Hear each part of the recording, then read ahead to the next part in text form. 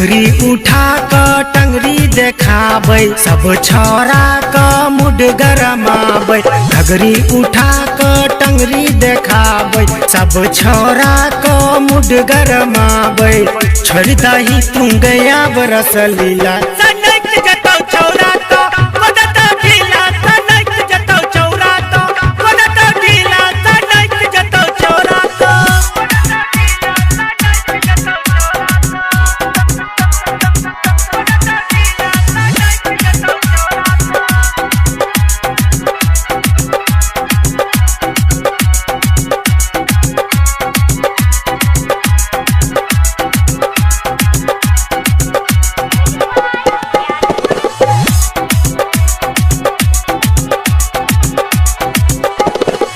लाजो न होइ छौ नहीं आबो शरम गे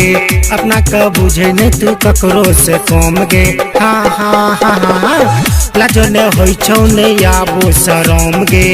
अपना का बुझे नहीं तू ककरो से कम गे चर्चा होइ छौ तोहर आब पूरा गे जिला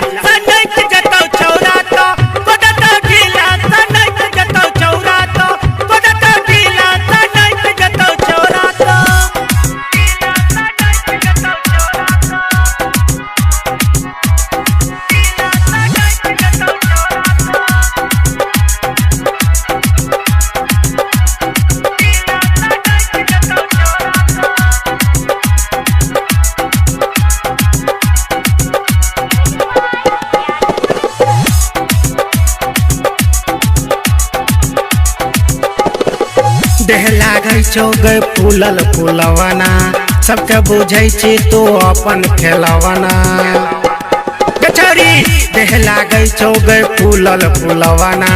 सबके बुझै छी तो अपन खेलवना भेट जेतो कियो तो गै गारि देतो किला सनक जतो छौरा तो बदत ढीला सनक जतो छौरा तो बदत ढीला सनक जतो छौरा तो